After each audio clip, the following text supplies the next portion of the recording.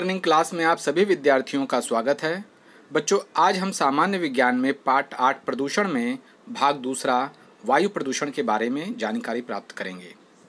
इसके पिछले वीडियो में हमने प्रदूषण की परिभाषा के बारे में जाना था, जिसमें हमने यह जाना था कि वातावरण का दूषितीकरण ही प्रदूषण कहलाता है। इस वीडियो में वायु प्रदूषण किसे कहते हैं, इसे हम समझेंगे। बच्चों, हमारे आसपास के वातावरण का दूषितीकरण अर्थात विषैली गैसें, धूलकण, धुआं, हानिकारक सूक्ष्मजीव, इन पदार्थों के कारण हवा दूषित हो जाती है, इसे ही हम वायु प्रदूषण कहते हैं। सबसे पहले हम यह समझेंगे कि हमारे वातावरण में वायु के कितने घटक होते हैं। हमारे वातावरण में जो गैसें पाई जाती है उनमें किन किन गैसों का समावेश होता है। आप इस चार्ट के माध्यम से वातावरण में किन किन गैसों का कितना अनुपात में विलीनीकरण है, समाविष्टीकरण है, इसे आप लोग इस चार्ट के माध्यम से समझेंगे। बच्चों, हवा को समांगी मिश्रण कहा जाता है, ऐसा क्यों? तो हम ये जान लें कि हवा भिन्न भिन्न गैसों का मिश्रण होती है। इसमें अनेक प्रकार की गैसों का समावेश होता है, इसीलिए बच्चों हम हवा को समांगी मिश्रण कहते हैं। ये हवा में अनेक प्रकार के हानिकारक गैसें भी होती हैं और इन गैसों के निर्मित का कारण प्रमुख रूप से ईंधन का ज्वलन होता है। बच्चों, जब हम ईंधन को जलाते हैं तो उनमें से अनेक प्रकार की विषैली गैसों का निर्माण होता है। उदाहरण के लिए ये विषैली गैसें कौन कौन सी हैं? तो बच्चों, carbon dioxide, carbon monoxide, sulphur dioxide, hydrogen sulphide, ऐसी अनेक विषैली गैसें हवा में ज्वलन के कारण मिश्रित होती हैं। अब हम यह जानेंगे कि वायु प्रदूषण के प्रमुख कारण क्या हैं। तो बच्चों, वायु प्रदूषण का प्रमुख मुख्य कारण प्राकृतिक तथा मानव निर्मित दो प्रकार से है। अब प्राकृतिक प्रदूषण अर्थात वह प्रदूषण जो मनुष्यों द्वारा निर्मित नहीं हुआ है, वह वातावरण में अपने आप निर्मित होता रहता है। और मानव निर्मित प्रदूषण यह मनुष्यों द्वारा निर्मित किया जाता है। इसकी संपूर्ण जिम्मेदारी मनुष्यों के क्रियाकलापों पर निर्भर होती है। बच्चों, इस प्रकार से वायु प्रदूषण के प्रमुख दो कारण हुए, प्राकृतिक और मानव निर्मित। प्राकृतिक कारण में सबसे पहला कारण होता है ज्वालामुखी का विस्फोट।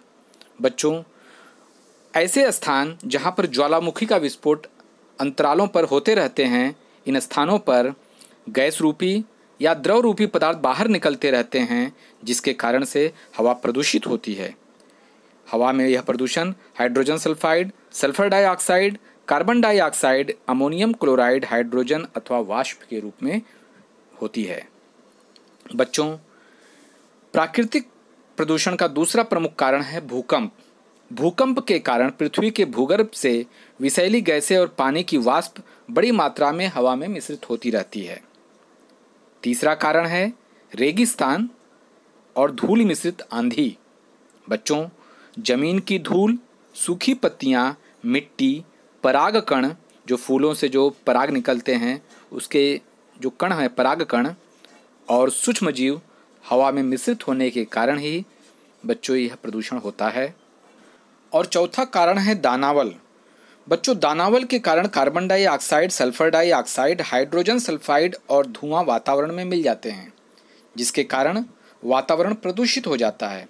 दानावल बच्चों, जब जंगल के जंगल अपने आप गर्मी के कारण जब जलने लगते हैं तो इस प्रक्रिया को हम दानावल की प्रक्रिया कहते हैं। अगला प्रमुख कारण है सूक्ष्मजीव हवा में मिश्रित होने के कारण प्रदूषण फैलता है। बच्चों, घास, कुछ जीवाणु, कवकों के बीजाणु जब हवा में मिश्रित हो जाते हैं तो हवा को प्रदूषित करते हैं। ये सभी कारण प्राकृतिक प्रदूषण के कारण हैं। बच्चों, अब हम जानेंगे कि मानव निर्मित प्रदूषण के प्रमुख कारण क्या हैं। बच्चों, मानव निर्मित प्रदूषण का सबसे पहला प्रमुख कारण है ईंधनों का उपयोग करना। पत्थर का कोयला, लकड़ी, एलपीजी गैस, जो हम घरों में जो गैस इस्तेमाल करते हैं खाना बनाने के लिए, वह गैस, मिट्टी का तेल, डीजल, पेट्रोल, इनके उपयोग से carbon dioxide, carbon monoxide, nitrogen oxide, sulphur dioxide, सीसा, ये सभी यौगिक हवा में मिश्रित हो जाते हैं, जिसके कारण से हवा दूषित हो जाती है, प्रदूषित हो जाती है। इसके अलावा जो ठोस कचरा होता है घरों से निकलने वाला, अथवा खेती के जो अवशिष्ट होते हैं, जो बचे खुचे पदार्थ होते हैं, बगीचे का जो कचरा होता है या खुले में कोई कचरा जलाना होता है तो उसके कारण जो धुआं निकलता है, यह सभी प्रदूषण के कारण बनते हैं। दूसरा प्रमुख कारण है औद्योगिकीकरण। बच्चों, अलग अलग कारखानों से प्रचंड मात्रा में धुआं बाहर निकलता है। गंधक की राख, नाइट्रोजन ऑक्साइड, सरकी का चूर्ण वातावरण में मिश्रित होने के कारण हमारा वातावरण प्रदूषित हो जाता है। और तीसरा प्रमुख कारण है परमाणु ऊर्जा निर्माण और परमाणु विस्फोट। बच्चों, परमाणु ऊर्जा निर्माण में यूरेनियम, थोरियम, ग्रेफाइट, प्लूटोनियम इन तत्वों का उपयोग बड़ी मात्रा में किया जाता है। इसके कारण किरणोत्सर्जन होकर हवा का प्रदूषण अत्यधिक मात्रा में होता है, जो हमारे स्वास्थ्य के लिए भी हानिकारक होता है। इस प्रकार बच्चों, प्राकृतिक तथा मानव निर्मित यह प्रदूषण के प्रमुख कारण हैं, जिसके कारण हवा प्रदूषित हो जाती है। बच्चों, आपके स्क्रीन पर एक चार्ट दिया गया है। इस चार्ट में हवा के प्रदूषक, उसके स्रोत और इसके कारण हमारे शरीर पर इसका क्या परिणाम पड़ता है, हमारे समाज में, हमारे जनजीवन पर इसका क्या परिणाम पड़ता है, इसके बारे में यहाँ पर बताया गया है। आप इसका ध्यानपूर्वक अध्ययन करेंगे और स्मरण करेंगे। बच्चों, यहाँ पर हवा के प्रदूषक में सबसे पहला प्रदूषक बताया गया है सल्फर डाइऑक्साइड, जिसे हम SO2 के रूप में जानते हैं। यह सल्फर डाइऑक्साइड किस कारण से निर्मित होता है, इसका स्रोत क्या है? इसका स्रोत है कारखाने जिस स्थान पर कोयला और खनिज तेल ईंधन का उपयोग होता है, ऐसे कारखाने ये इनके स्रोत हैं। और इनके कारण से हमें आँखों में ज्वलन, श्वसन मार्ग में दाह अर्थात ज्वलन या तकलीफ़ें, अतिरिक्त कफ की निर्मिति, खांसी, थकान, ये सभी हमें महसूस होता है। दूसरा यहाँ पर हवा के प्रदूषक बताया गया है कार्बन मोनोऑक्साइड। इसकी उत्पत्ति का प्रमुख स्रोत है वाहन और कारखानों का धुआं। इसके कारण हमारे रक्त में ऑक्सीजन की धारण करने की क्षमता बच्चों कम हो जाती है, जिससे सांस फूलने लगती है। तीसरा यहाँ प्रदूषक दिया गया है नाइट्रोजन के ऑक्साइड्स, और इसके स्रोत हैं वाहनों का धुआं। इसके कारण हमें फेफड़ों और श्वसन मार्ग में जलन होती है। इस प्रकार अन्य यहाँ पर प्रदूषक दिए गए हैं, जिसके स्रोत और परिणाम दिए गए हैं। आप लोग इसे अच्छी तरह से समझेंगे। आगे हम ये देखेंगे कि हवा प्रदूषण का वनस्पति और प्राणी पर क्या परिणाम होता है। बच्चों, प्रदूषित हवा के कारण वनस्पतियों पर इसका बहुत ही बुरा परिणाम होता है।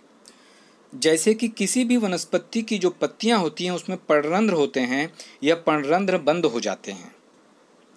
दूसरा बुरा परिणाम होता है प्रकाश संश्लेषण की क्रिया धीमी हो जाती है, जिसके कारण वनस्पतियों को भोजन बनाने में कठिनाई होती है। और वनस्पतियों पर तीसरा बुरा परिणाम यह है कि वनस्पतियों की वृद्धि में रुकावट उत्पन्न होती है। साथ ही साथ इनकी पत्तियां गिरने लगती हैं और पत्तियों में पीलापन पड़ने लगता है। बच्चों, इस प्रकार से वायु प्रदूषण का वनस्पतियों पर बुरा प्रभाव पड़ता है। अब हम जानेंगे कि वायु प्रदूषण का प्राणियों पर क्या बुरा प्रभाव पड़ता है। बच्चों, वायु प्रदूषण के कारण प्राणियों को श्वसन की क्रिया में बाधा उत्पन्न होती है।